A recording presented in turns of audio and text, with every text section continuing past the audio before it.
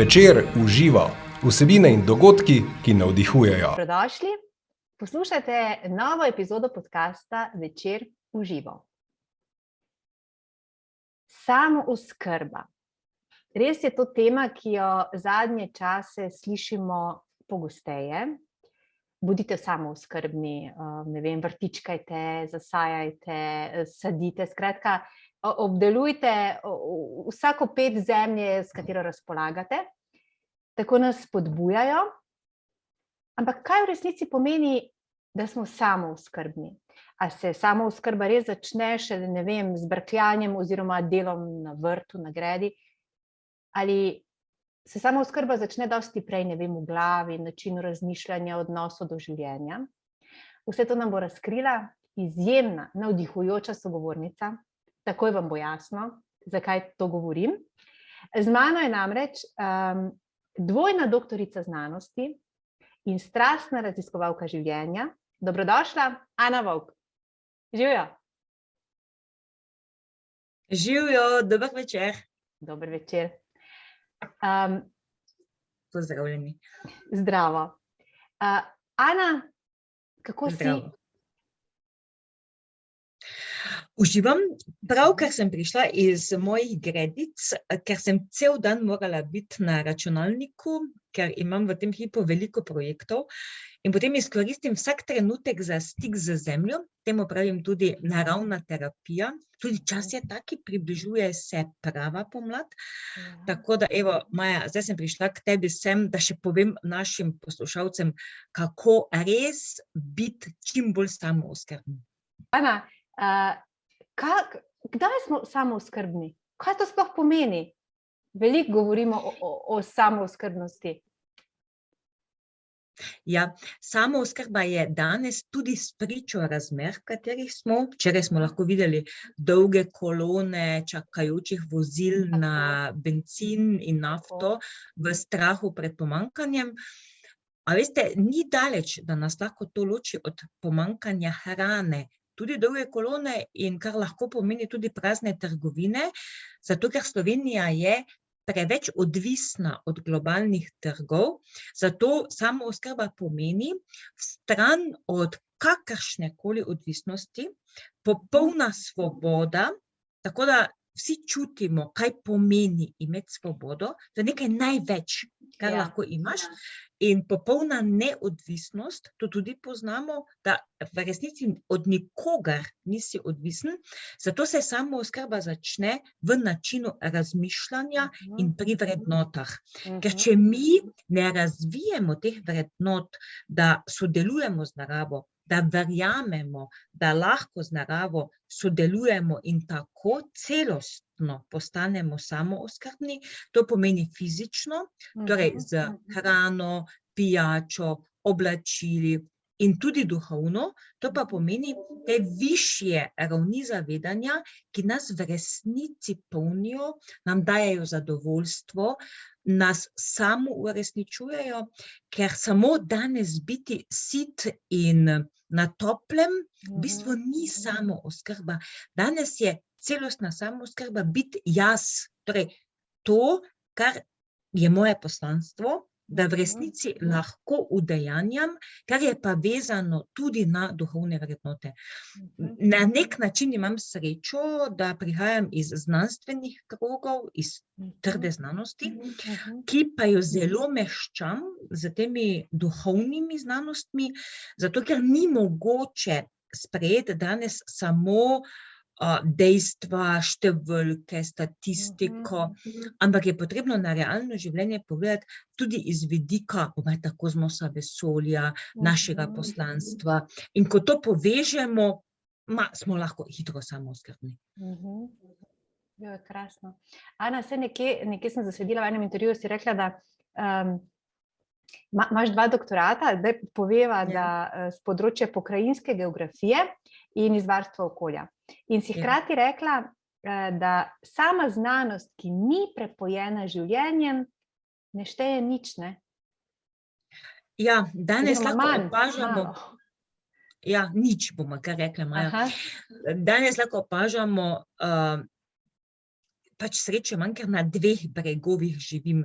En breg je čista znanost, en breg je pa življenje. Ja. In čista znanost zelo podpira objavljanje v svetovnih revijah, ki se točkujejo in prinašajo navidezne točke znanstvenikom, da se rangirajo, da se med sabo tekmujejo. Objave, jaz jih spremljam, ki so v teh revijah, v resnici nič novega ne prinašajo, 3/4 je samo citatov. Recimo članek na 8 straneh ima še 6 strani citatov, tisti avtor je samo povzemal, kaj so drugi že napisali in vejico in to je dodal, a ne. In to naj bi bila znanost. Jaz sem absolutno proti, tako da jaz niti slučajno nisem klasična znanstvenica, to sem že zelo hitro izstopila iz teh vod, zato ker se mi zdi nepomembno za javnost, tudi zavajajoče, samo navajanje nekih številk, neke statistike, zato sem pripojila to življenje. Življenje je pa več kot samo neke številke, neki podatki. Življenje je pravzaprav ta duhovna raven, ta višja raven zavedanja, ker če mi znanstvenim odkritjem, ki sicer temeljijo na nekih podatkih, nekih statistikih, meritvah, še ne dodamo življenjske vrednote, potem pravzaprav te stvari sploh niso uporabne v današnjem življenju in tudi ne v prihodnje. Zato se mi zdi, danes vseeno, ali pa malo prihodnje prihajajo kar težki časi, a ne? Ne bo tako enostavno najti neke poti za blaginjo človeštva, za enakopravnost v vrednotah in v materialnih dobrinah. Zato je naloga znanosti, da razišče poti, da človek ohrani to blaginjo, ki jo je skozi tisočletja razvil, istočasno pa da se vgradimo v naravo, da čutimo, da smo del nje, da ne izstopamo, kaj šele tekmujemo z njo. A veš, to je pa že sprememba načina mišljenja, ki pa danes še ni na tako visoki stopnji, ker je tehnicizem, neka, kaj bi rekla, samo da se nekaj izmeri, da se nekaj dokaže, še preveč prisotno. Tako da znanost se bo morala precej razmeščati in k sreči se to že dogaja. Tudi mnoge univerze, tudi Univerza v Mariboru, gre v to smer, tam sem zaposlena tudi, vodim tudi skupino za zeleno prihodnost in rektor zelo podpira ta način razmišljanja, kar se mi dve sedaj pogovarjamo. Tako da k sreči so stvari tudi v znanost že prodrle, je pa res, da veliki sistemi, kot so univerze ali pa neka velika podjetja, potrebujejo več časa, da pride do dejanskih sprememb. V bistvu, Ana, zdaj nekako bi lahko rekli, ta model k nam nekako nas uvajaš v neke te sisteme, ne? Povezovanja znanosti z življenjem, oziroma da se prepoji v naš vsakdan, ne? Ja, moje poslanstvo, tako ga razumem pa čutim, že dolgo časa je, da naredim mostove med visoko znanostjo. Sama sem kar dolgo časa živela na Dunaju, prvi doktorat tudi delala na Dunaju, drugega potem v Ljubljani. Torej, da to tisti, ki smo imeli možnost, da smo se lahko izobrazili do najvišjih ravni, da postavimo mostove, da to znanost pripeljemo v življenje ljudi. Ker ne nazadnje, če se to ne bi dogajalo, potem bi danes družba še vedno bila na nivoju praskupnosti, a ne? Če ne bi mi uvajali inovacij, izboljšav, nekih novih pristopov, danes, ko je pa tempo življenja tako hiter, je pa to še posebej pomembno, zato je treba zelo paziti, da ni namen znanosti samo razvoj nekih novih spoznanj za v predale, ampak jih moramo takoj vgrajevati v način življenja ljudi, pri čemer pa opazimo, da veliko stvari sploh ni uporabnih, da znanost velikokrat nima prav, ker stvari v realnem življenju delujejo povsem drugače, so na drugih nivojih, ljudje določene stvari sploh ne sprejemajo. To je moje neko poslanstvo in v tem jaz tudi tako čutim neko zadovoljstvo, da neko znanost potegnem v družbo, v način življenja in izločim tiste stvari, ki niso uporabne in poglobim in razvijem tisto, kar se v resnici rabi. Zato sem šla tudi v ta mednarodni center za samooskrbo, ker če celostno samooskrbo ne razviješ, potem tako niti za sebe ne znaš poskrbeti. Tako. In ti to razvijaš zdaj v Dolah. To je neke vrste inštitut oziroma poligon, neka posest, kjer razvijaš to idejo samooskrbe oziroma jo živiš. Pa govoriš o celostni samooskrbi. Lahko pojasniva zdaj. Ja. Prva asociacija je, ko govorimo o samooskrbi, tako sem tudi v uvodu dala, ampak to namenoma, vrtički, se pravi, neko vrtičkanje, da si predvsem doma pridelamo sadje, zelenjavo, eventualno sadje, vendar, kot praviš, se samooskrba začne mnogo prej, sploh drugje. Prosim. Ja, zdaj na območju zaselka Dole, ki je del območja Modraž, to je kraj, zaselek, ta je mali par hiš, je idealen za razvoj nove znanosti, zato ker nikoli ni bilo klasičnega kmetovanja in pred 12 leti sem jaz to območje prevzela od očeta, ker je samo pač nekoga poiskal, da je pokosil ta travnik. Danes je tu mednarodni center za samooskrbo, 10 let je bil učni poligon kot neko vadbišče za šole, za družine, za posameznike, ampak je že lansko leto prerastel samo kot neko vadbišče v mednarodne vode, ker imam veliko obiskovalcev iz tujine, zlasti za projekte, ker delamo implementacije. To pomeni, to, kar se v projektu razvije, preizkusimo potem pri meni. Tudi precej tujcev, zlasti Afrika, Bližnji pa Srednji vzhod. Tako da iz tega vidika sem spremenila ime, ker v resnici je to že mednarodna zadeva, ni samo stvar nekega vadbišča. Sama samooskrba v resnici pomeni, da za sebe znaš v celoti poskrbeti in najprej psihično, potem pa fizično. Psihično pa pomeni, da veš, kaj v življenju želiš, zakaj te je narava poslala, torej, kaj je tvoje poslanstvo, kaj je tvoja samouresničitev. Ta zadeva ni tako enostavna. Zelo veliko mladih ne ve, kaj želijo v življenju, so popolnoma izgubljeni. Še mogoče hujše je, da ljudje, ki pa preidejo v penzijo, tudi ne vedo, kaj bi zdaj s svojim življenjem in iščejo smisel življenja, ker tisti aktivni del življenja, ko si vezan na službo, ko si raztrgan med številnimi dejavnostmi, te v bistvu oddalji od tvojega življenja in tega se niti nočeš zavedati, ker pač delaš rutinsko to, potem mogoče malo si kak izlet privoščiš pa to, pa za otroke poskrbiš pa to, ampak ko je to mimo, ko te otroci več ne rabijo, ko se znajdeš zopet na nek način sam s sabo, pa ima zelo veliko ljudi in s temi se jaz tudi srečujem in skupaj razvijamo tudi nove poti. Kaj je zdaj smisel življenja? Ljudje so stari 64, 65 let, so še zdravi. Kaj naj zdaj? Tako da znotraj tega mednarodnega centra za samooskrbo imam tudi center vitalnega življenja, tako da organiziram različna predavanja, srečanja, ker veš, včasih je dovolj stik z neko drugo osebo, pa izmenjava mnenja in se potem takoj najdeš, a ne? Tako da ta moj mednarodni center za samooskrbo ima v bistvu dve velike enoti.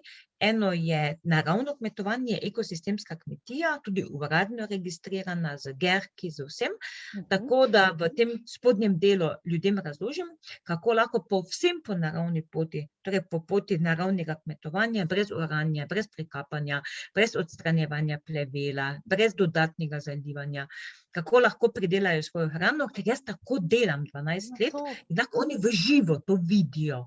Gre za popolnoma novo filozofijo, ki je ljudje niso navajeni, zato ker nekako čutijo, da morajo tisto zemljo prekopati, da morajo zalivati, kar je pa popolnoma v nasprotju z zakoni narave, ker narava pa ne deluje tako, da človek v njo posega, ampak tako, da bi se človek moral prilagoditi na naravne zakonitosti.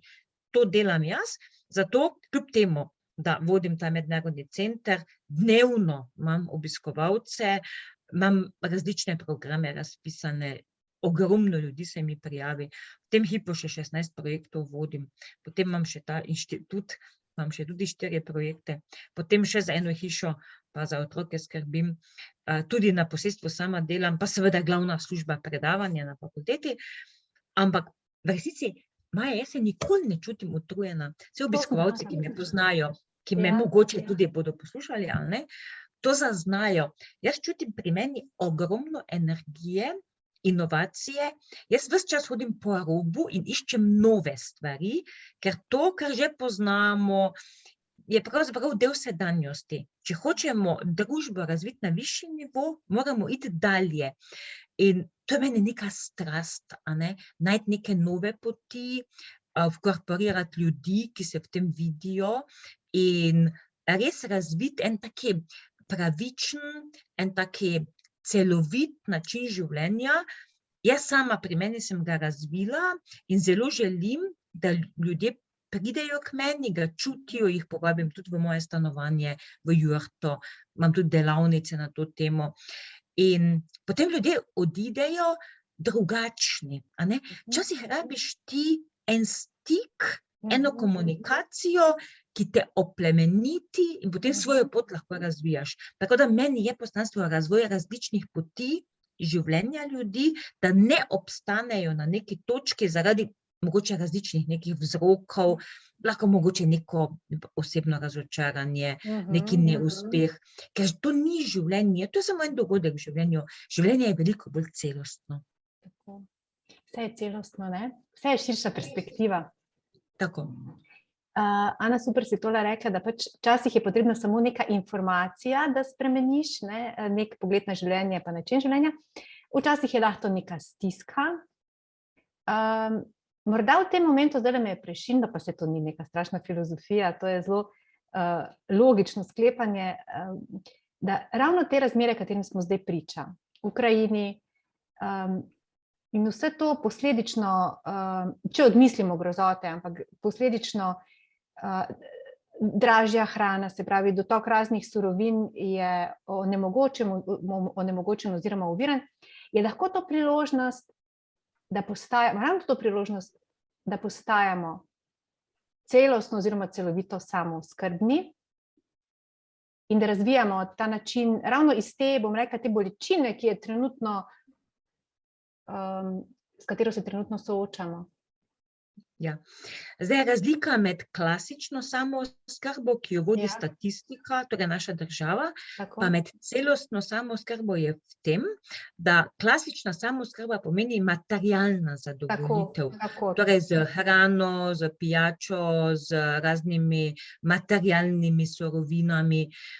Ta je nujna, ampak materialna samooskrba pravzaprav ni tako pomembna, ker mi imamo po Sloveniji zelo veliko centrov ponovne uporabe, kjer se da oblačila, čevlje, razne dodatke, kuhinjske in to, kupiti res po izredno nizkih cenah. In danes se materialno zadovoljiti ni problem. Tekstila po zelo nizkih cenah je bistveno preveč. Če se spomnimo, kako je bilo v preteklosti, koliko so stale ene hlače, koliko je stala neka obleka, danes si to lahko kupimo, koliko hočemo, ker je to vse podcenjeno zaradi izkoriščene delovne sile v Aziji. Tako da, torej danes doseganje neke materialne samooskrbe, tudi iz vidika hrane v trgovinah, v teh veletrgovinah je hrana bistveno podcenjena, zato ker jo pridelajo na zelo krut način, na zelo kemičen, uničevalni način, zato je hrana tako poceni. Če bi se hrana pridelovala na živi način, torej da bi ohranjali živo zemljo, da bi ohranjali vitalnost rastlin, potem hrana ne bi bila tako poceni in dolgoročno tudi ne bo. Razlika med klasično hrano, ki je kemizirana, pa vitalno hrano je v tem, da klasična hrana ti pomeni odpadek v telesu, ker ni živa in potem telo porabi ogromno energije, da se tega znebi, ker naše telo je grajeno tako, da se hoče znebiti vsega, kar ne spada v telo in zato se dosti ljudi počuti po obroku utrujene, nimajo neke motivacije, celi so zlamani, nimajo tudi neke vizije in tako. Za razliko od vitalne hrane, ki jo recimo pač pridelujemo sami, ki ima življenjsko energijo, to pa zato, ker jo že kot sadiko sadim, vsaj jaz, pa tudi vsi ostali, ki se na ta način ukvarjamo, ko je dan za koren, ko je dan za sadež, ko je dan za list, takrat so najmočnejše podporne sile iz kozmosa. In takrat rastlina že dobi podporo, potem pa se ves čas s to rastlino srečujem, jaz se tudi pogovarjam z rastlinami in si izmenjujemo energijo, ampak ne to zdaj na neki, bom rekla, neki čuden način, ampak čisto tako, pogledam, kako so rastline, ali kaj rabijo in tako. Neki odnos imamo razvit napram strojnemu obdelovanju, ko pride traktor, ki vozi z temi zelo več ton težkimi stroji po njivi, tepta, uniči, povozi rastline, se sploh z njimi ne ukvarja, tiste rastline na konvencionalni način nič ne dobijo od človeka, v bistvu morajo rasti v uničeni zemlji in zato jih potem morajo dodajati škropiva, gnojila, ne vem kaj, in jih rešujejo. Mi, ki pa obdelujemo zemljo po naravnem kmetovanju, pa samo v naravo vsadimo dodatno, kaj rabimo, ostalo poberemo iz narave in se sploh ne ukvarjamo z obračanjem zemlje, z gnojenjem, z odstranjevanjem plevela, ker za nas tu ni plevel, za nas so to vse uporabne rastline. Tako da, ker je ta filozofija tako različna, je celostna samooskrba nehote povezana z načinom razmišljanja, z vrednotami, z odnosom do narave, z zaupanjem do vesolja, česar klasična pridelava nima. Zato tisti, ki jemo to vitalno hrano, res imamo zelo veliko energije. Jaz se tudi 60 let bližam, ne nazadnje, pa se sploh ne počutim tako. Ja, hvala. In ogromno stvari na novo delam in moji kolegi, kolegice podobne starosti, ki živijo konvencionalno, se čutijo, zakaj se meni to sploh ljubi? Zakaj se meni to sploh da delati? Ker oni samo še čakajo na penzijo in ne vem, ali konec življenja, ali kaj. Jaz pred sabo še najmanj vidim 40 let aktivnega življenja, ker verjamem, da če si tako povezan z naravo, resnično, pravično, da te narava podpira nazaj in jaz sama to čutim. Gotovo. To je vzajemnost, ne? To je ta tok okrog. Dobro, si to rekla, kako si ti, da verjetno prestrezaš te komentarje, Ana, kako se ti to ljubi, ne? Ukvarjati s tem, ker dejansko za nekoga, ki nima ponotranjenega tega načina življenja, je to garanje oziroma neko nenehno naprezanje, ne? Ja, tako je. Marsikoga mogoče to odbije, da bi sploh korak naredil v to smer. Ja, zato ker razmišljajo tako, kot so naše stare mame pa stari očeti, cele dneve so čepeli na njivah, fizično delali, vedno bili lačni, ničesar imeli, zato ker so dejansko najprej zemljo uničili, ker so jo preorali, pregnojili, ugasnili vso življenje v zemlji, potem so se pa mogli dodatno truditi, da so to življenje vzpostavili nazaj in v resnici so imeli zelo veliko fizičnega dela samo za tisto ozko pridelavo hrane. Danes imamo dovolj znanja, da nam ni potrebno tako. Danes razumemo ekosisteme kot zelo celovite, uravnane pristope, pa vzamemo ekosistem gozda, travnika, njive, vode, potem obrobnega pasu v gozdu. Vsak delček deluje kot celota. In če mi poznamo, kako ti deli delujejo, se mi samo v njih vgradimo. In jaz lahko si v vodi nekaj pridelam, lahko si v gozdnem robu nekaj pridelam, lahko si na travniku, v gozdu. Njivske ekosisteme, torej tiste, ki človek oblikuje, pa oblikujem tako, kot bi jih narava. To pomeni, ne prekapam, ne obračam zemlje, ne pulim plevela, ker ga itak ni, ampak samo dodajam materiale, to je od znotraj za zadrževanje vode, stari tekstil, volna, na vrhu pa pokrivam z slamo ali pa z miskantusom, da mi voda ne izhlapi.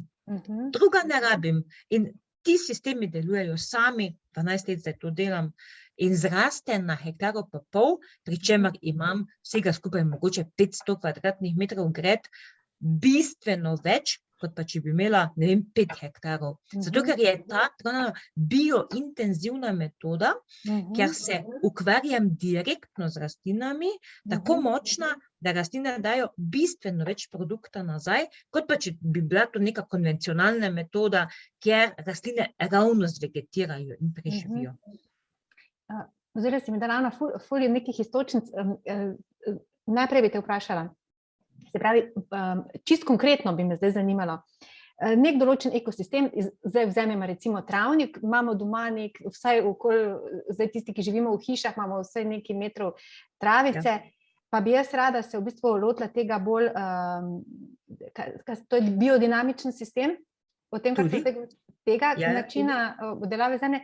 Se pravi, da jaz ne rabim, mislim, to se res sliši zelo čudaško, mislim, izven naših, tistega, kar poznamo, ne rabim zdaj jaz prelopatati, ne vem, hočem imeti eno gredo. Ne smeš. Da se ne rabim neke grede narediti. Maja, če boš prelopatala ali pa dala preorat, pa slučajno 2 tedna ne boš potem do tiste površine prišla, potem bo trava bujno zrastla, čez 2-3 tedne bo trava začela rasti in je to neobvladljivo. Tako da nam ni nobena rešitev, da bomo z temi zelo ostrimi stroji, to pomeni plugi, branami, šli nad zemljo, ker bomo ubili ogromno organizmov. Moramo vedeti, da takoj pod zemljo živi zelo veliko organizmov, ki delajo za nas. Če bo zdaj prišel traktor, preoral, prebranal, bo jih polovico ubil. Nehote.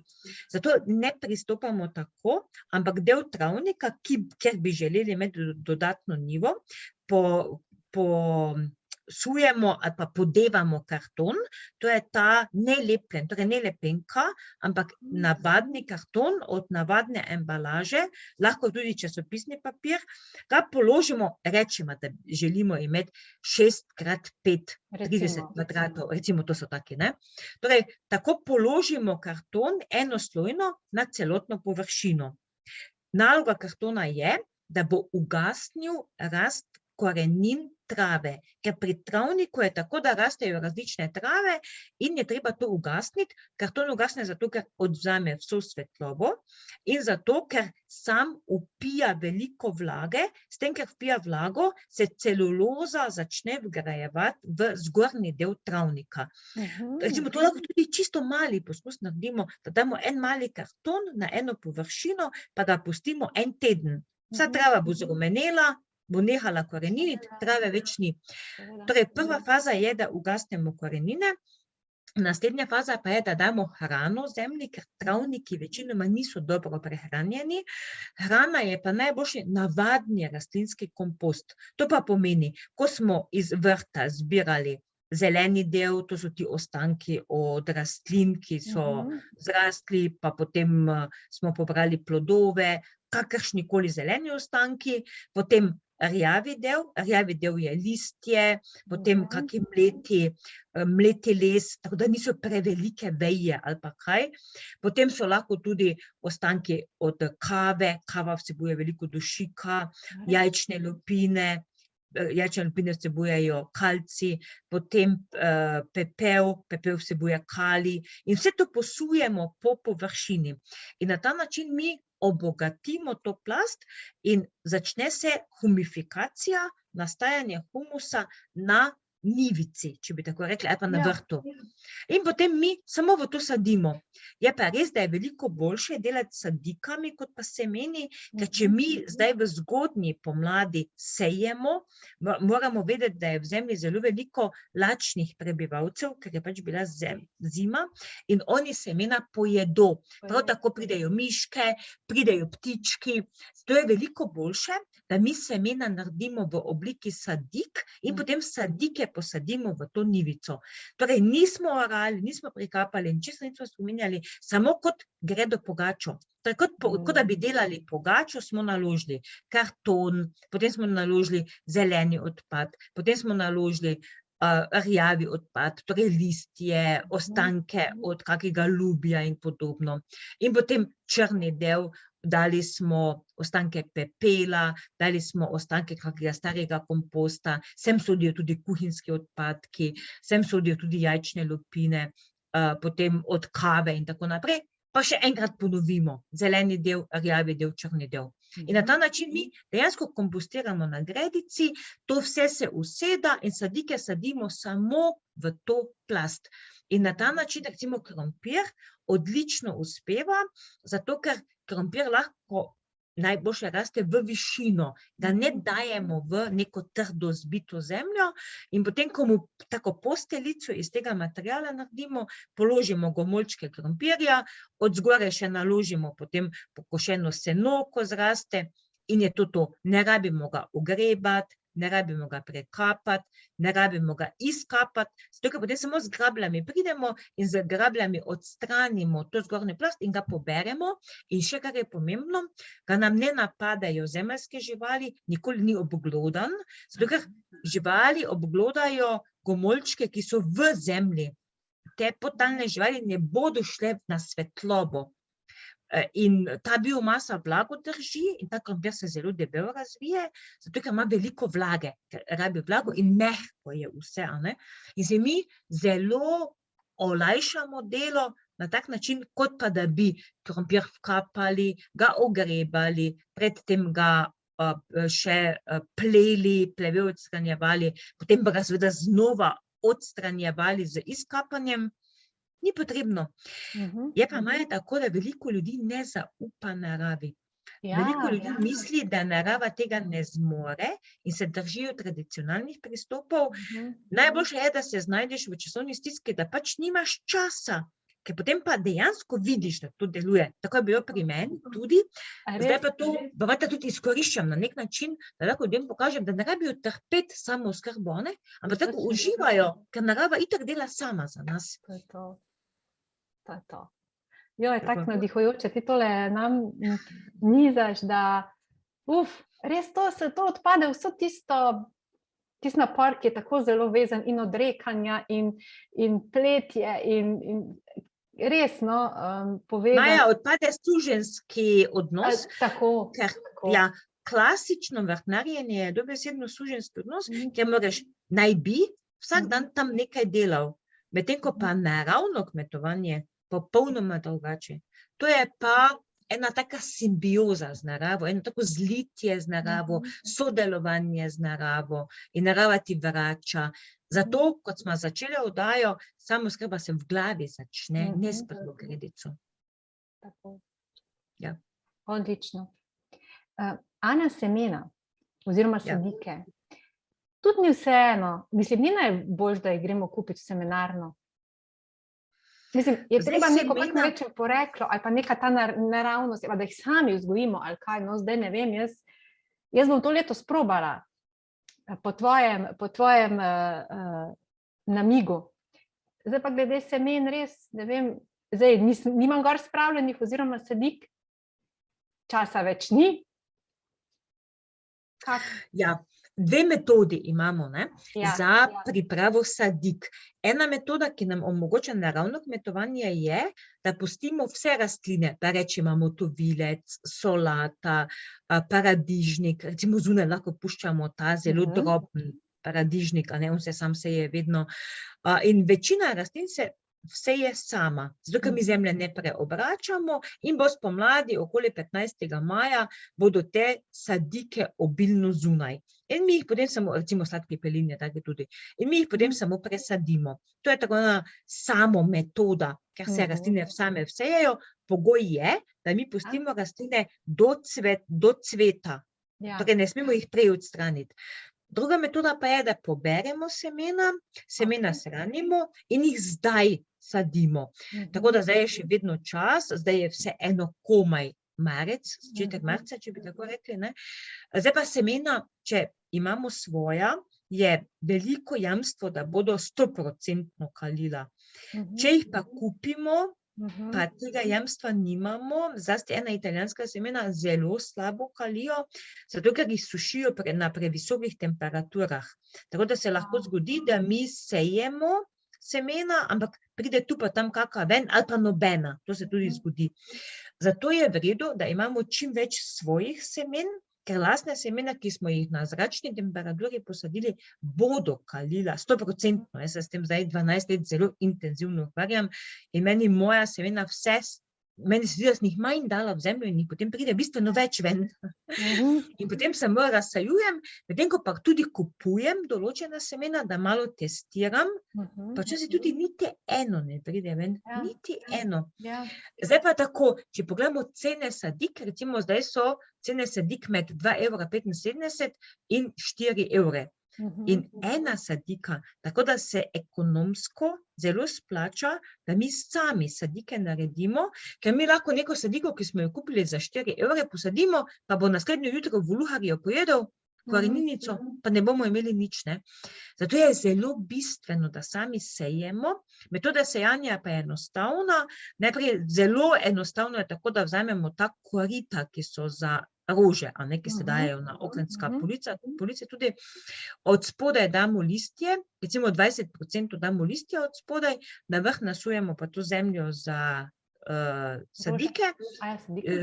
Za sadike, za zelenjavo je posebej, ker ima uravnovešen način. Jaz edino to zemljo kupujem, ki je za sadike, ostale zemlje nikoli, nič. Zato, ker moja zemlja je težka, ilovnata, glinasta in ne bi mogle sadike noter uspevati. Tako da to je pač neka pripravljena zemlja, ki je tudi ekološko ustrezna in ko se sadike razvijajo, jih samo potem presadimo na našo površino, ki smo jo pripravili s pomočjo kartona, zelenega odpada, rjavega odpada, pa še to ponovili. In zadeva deluje. Wow. To se bo letos. Jaz upam, no, da bojo ljudje, ampak dejansko, če to ne vzame dovolj časa, če ti prepustiš, če zaupaš naravi, da dela svoje, sploh ni izgovorov, da smo prezaposleni, to bi lahko v bistvu se tega lotil vsak, tudi družine, ki so pač se vedno zgovarjajo na to, da nimajo časa, ne. Saj zato sem jaz tudi v uvodu povedala, koliko funkcij nekih pa zadev opravljam, saj niti vsega nisem naštela, ker imam še več stvari, a ne. Ampak narava zna vse narediti, moja naloga samo je, da to, kar jaz rabim, ali zdaj rabim več solate, ali rabim več radiča, ali rabim več redkvice, samo to dodam, ostalo vse dela narava. To je bistvena sprememba. Pa tudi to, da pustimo, da narava dela, ker ljudje se preveč vtikujejo v delovanje narave, a ne? Hočejo varati, hočejo zalivati, hočejo spreminjati obliko. To nič ni potrebno. To, kar funkcije narave, je nepomembno. Ampak izgubiti ta občutek, da to ni pomembno, ni tako enostavno, ker so ljudje, jaz rečem, zašolani v to smer, ne? Točno to, zašolani. Ja. Biti pridni, ne? Ja. Ampak ta pridnost je lahko škoda. Danes je boljše biti priden na neki taki drugi, bolj inovativni način, da se ti doizobraziš, da prebereš določene stvari, tuje prakse pogledaš, a ne? Kot pa, da ti fizično nekaj delaš, samo zato, ker je tvoj stari ata pa stara mama to delala. Danes se bomo mogli posloviti od teh vzorcev, zato ker način življenja pa tudi podnebne spremembe in vse je tako drugačno, da več niso uporabni vzorci načina življenja naših staršev ali pa starih staršev. Tako. Ja. Ana, kako se pa recimo lahko nekdo iz nekega urbanega okolja, pa recimo nekaj blokovskega naselja, vključi v nek ta samooskrbni sistem? Se lahko, ne? Ja, Ki si se lahko. možno čini. 3 možnosti so.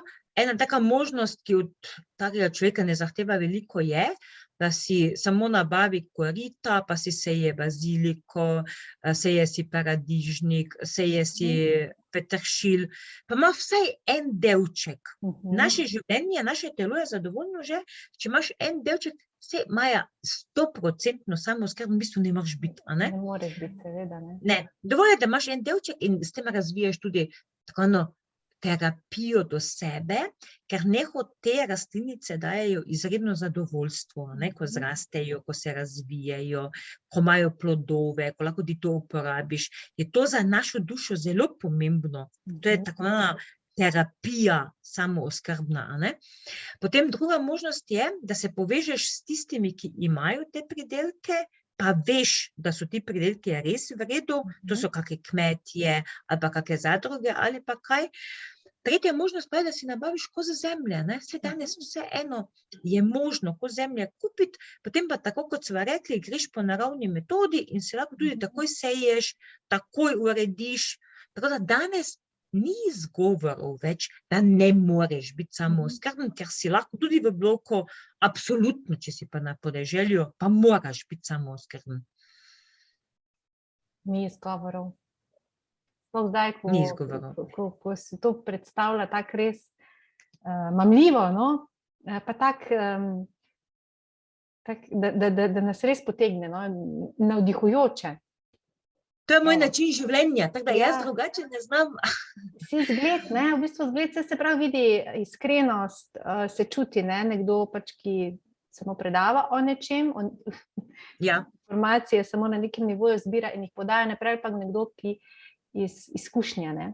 To živi, Podaja, tako je. tako, ki to živi. Meni je to bil cilj, jaz imam taki živi laboratorij, zato ker, a veš, če ti samo iz knjig nekaj prebereš, pa to ljudem posreduješ, pa ti tega skozi sebe nisi spravil skozi usta, skozi telo, pa potem ven in tako, ne, potem nisi verodostojen, ker ti v resnici moraš to živeti, da lahko potem vse prednosti, slabosti, celovite samooskrbe ljudem predaš, ker niso samo prednosti, saj so tudi slabosti, a ne.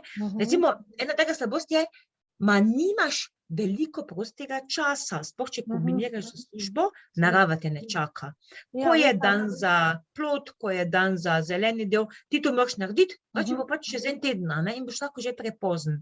Narava ima svoj ritem, se zdaj, če gledamo žene, že poganjajo številne stvari, briga naravo, ali imamo mi čas ali ne, ali se nam ljubi, ali smo zdaj mi uspeli to narediti, naravo to ne zanima. Narava gre naprej, če mi ne bomo skočili na voz, pa šli z naravo, bomo prepozni. Narava pa rekla, too late, prepozno, naslednjo leto.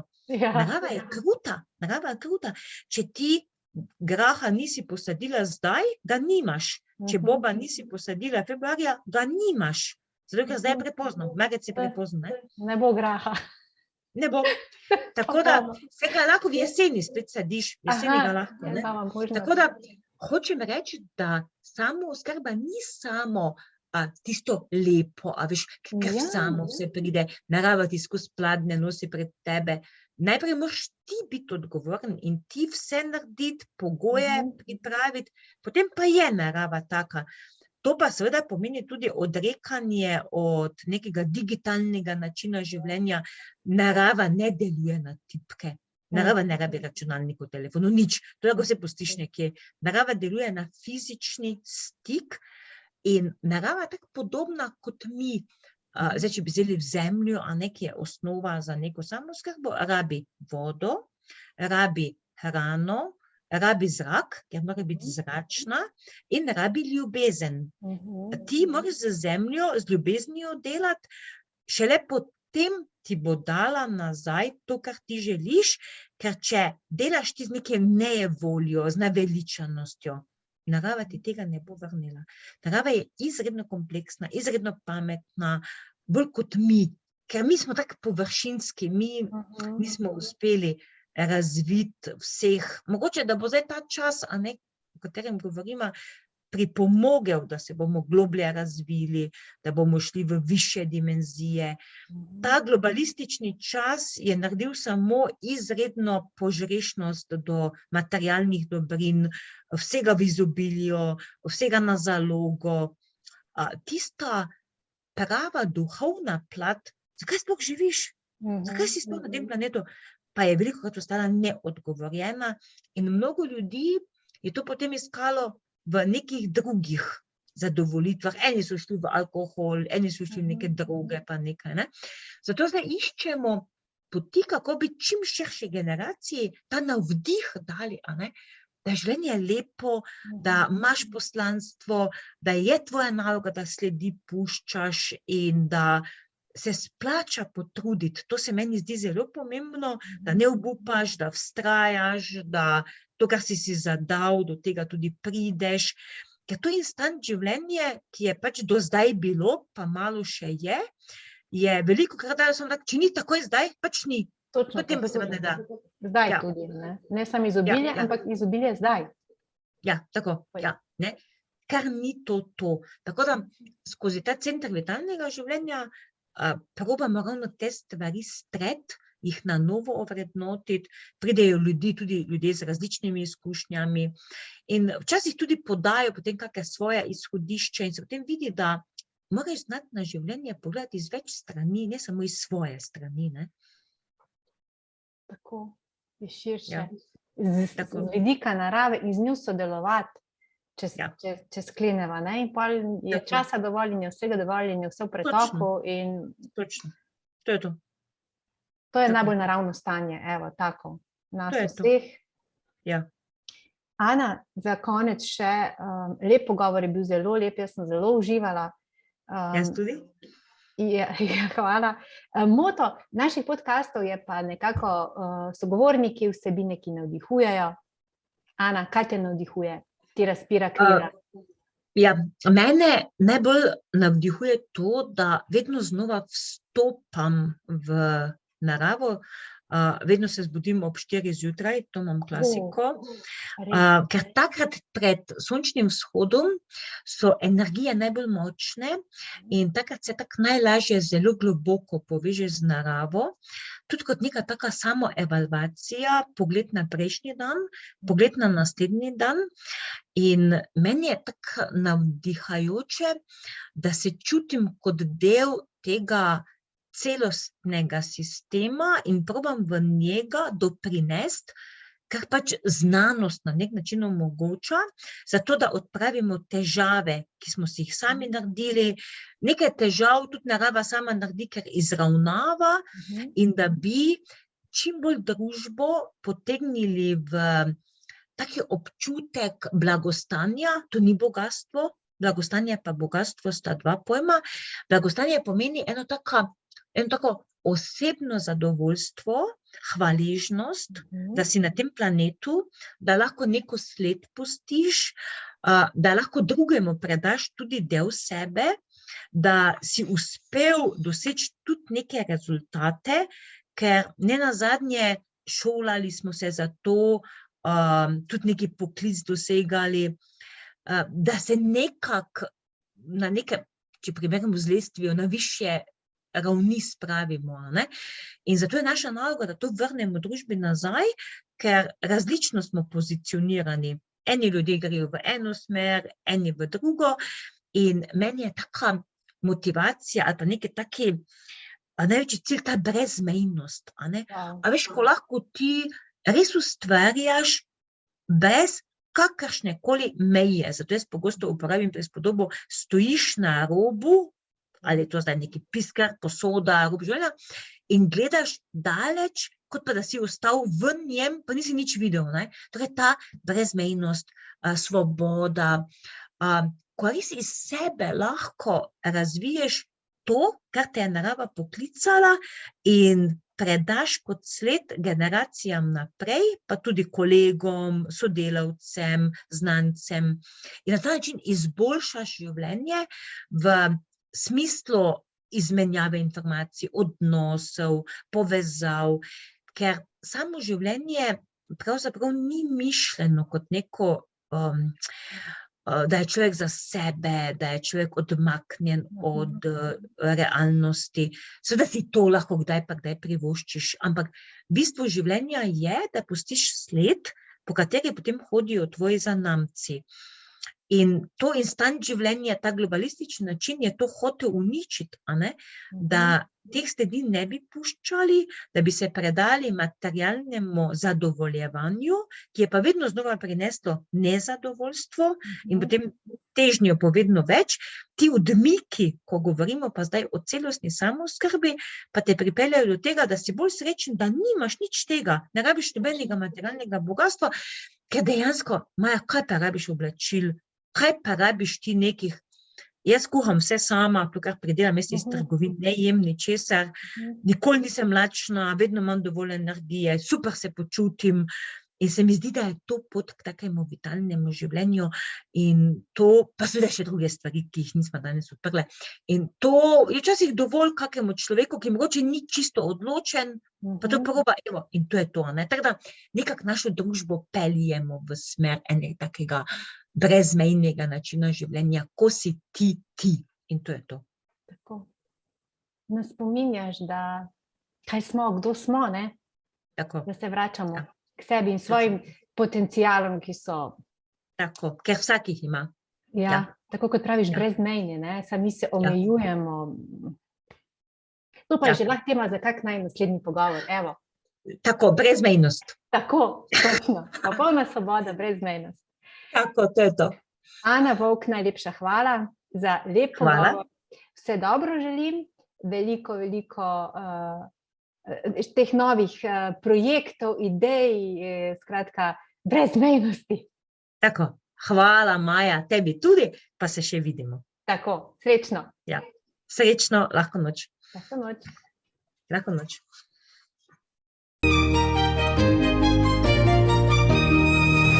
Večer uživa, vsebine in dogodki, ki navdihujejo.